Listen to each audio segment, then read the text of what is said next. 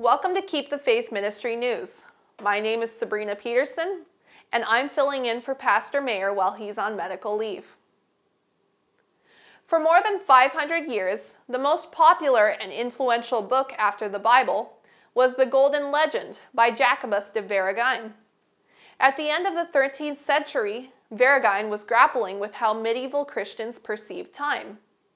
He mapped the liturgical calendar and the stories of feast day saints associated with it. The book was a bestseller. Flash forward to today, we now waste a great deal of time fumbling around with the flawed Gregorian calendar. For one thing, new calendars have to be printed every year. What a waste of both time and money. But this isn't the only cost dished up by our Gregorian calendar. Indeed, there are a number of problems and inefficiencies associated with it. Under the Gregorian calendar, the scheduling of the days for holidays, sporting events, and school schedules, to name but a few, must be redone each year. What a waste of time and money. The Gregorian calendar also causes confusion when it comes to the age-old idea of time is money. For example, to determine how much interest accrues for a wide variety of instruments, bonds, mortgages, swaps, forward rate agreements, etc., day counts are required. The current calendar contains complexities and anomalies that create day count problems. And there are other financial problems generated by the Gregorian calendar. For example, back in 2013, Apple was caught up in a quarterly reporting fiasco. Following its first quarter 2013 earnings announcement, Apple suffered its worst one-day loss in 4 years as a result of the company's failure to meet Wall Street's expectations. This was largely due to a simple calendar-generated error. Most analysts failed to account for the fact that Apple's first quarter 2013 was 1 week shorter than the same quarter the year before. The past 400 years have only seen a handful of cohesive efforts to standardize the modern calendar, or iron out the kinks of the Gregorian calendar. The crusade for calendar modernization found one of its most prominent champions in 19th century industrialist George Eastman, the founder of the Eastman Kodak Company. Driven by a desire to create a more business-friendly calendar, he developed the Eastman Plan.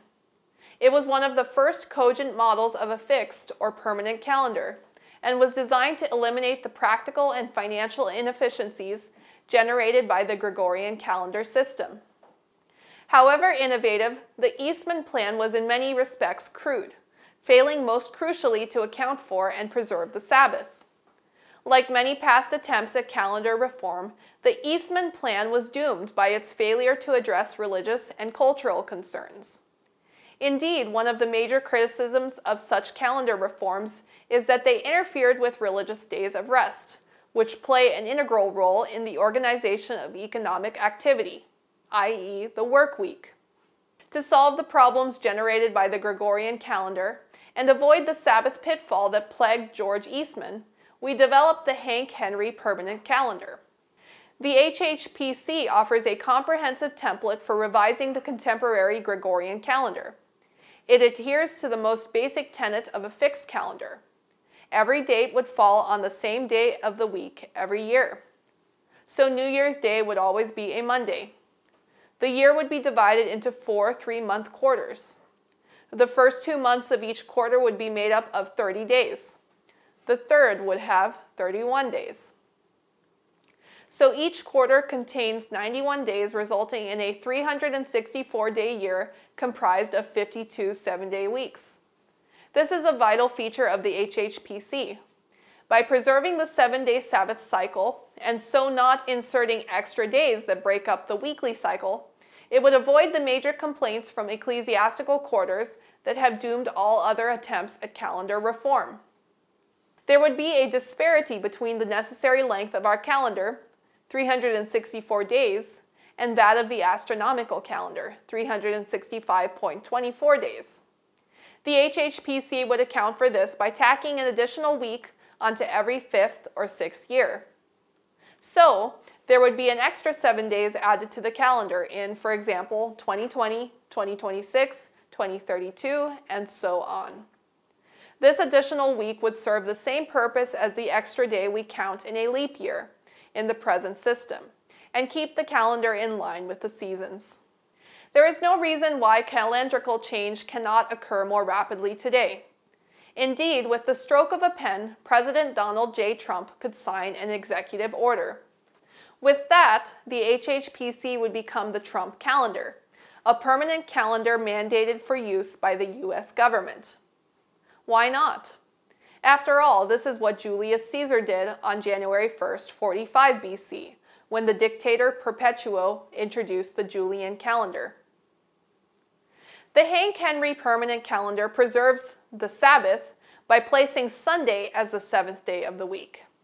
If this calendar change took place, would it cause confusion about the true Sabbath of the Bible and play a role in bringing about Sunday worship laws?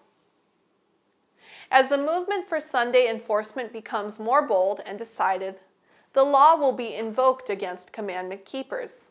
They will be threatened with fines and imprisonment, and some will be offered positions of influence and other rewards and advantages as inducements to renounce their faith.